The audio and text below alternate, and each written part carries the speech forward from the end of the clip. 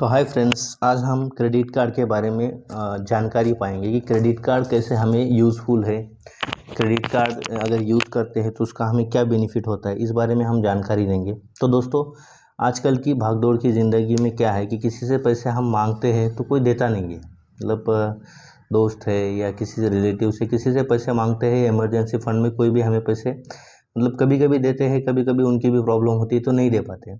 तो इस वक्त में क्या करना चाहिए या उस वक्त में कैसे हम निकल सकते हैं, तो इसके लिए एक क्रेडिट कार्ड जो मार्केट में प्रोडक्ट है वो सबसे बढ़िया है। तो उसमें आप क्या कर सकते हो, जैसे क्रेडिट कार्ड वो आपको एक तो सैलरी बेसिस पे मिल जाती है। सैलरी आपकी 12,000 से आगे होगी, या अगर आप बिजनेस पर्सन हो, ITR पे करते हो तो उस बेसिस पे भी आपको मिल जाता है।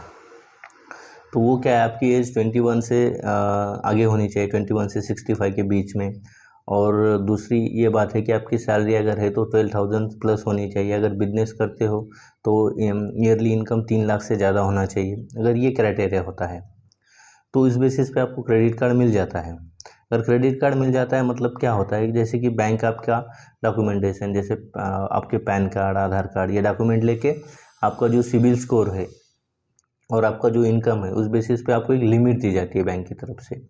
तो अगर आपका सिबिल स्कोर अच्छा है, 750 प्लस है, और आपका इनकम भी 20-30,000 प्लस है, तो बैंक आपको 1 लाख 1.5 लाख तक का एक अमाउंट दे देती है।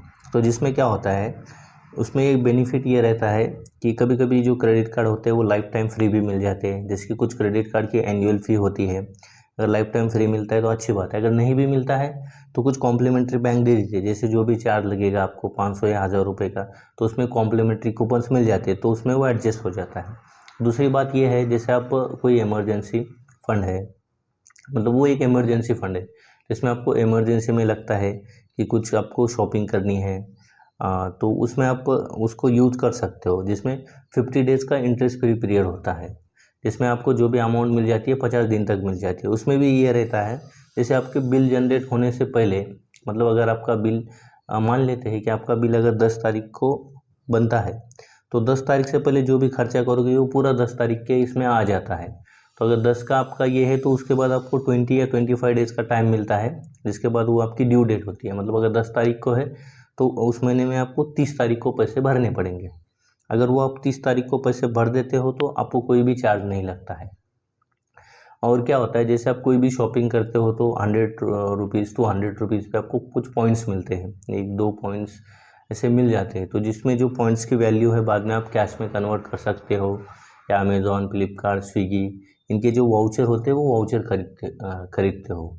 तो और भी जैसे क्या होता है, किसी किसी अगर आप ट्रैवल करते हो तो ट्रैवल में क्या रहता है, जैसे कि मेक माई ट्रिप पे कुछ बुकिंग करते हो, रेड बस से करते हो, तो वहाँ पे अगर आप क्रेडिट कार्ड का यूज़ करते हो तो आपको 10-20% का डिस्काउंट मिल जाता है।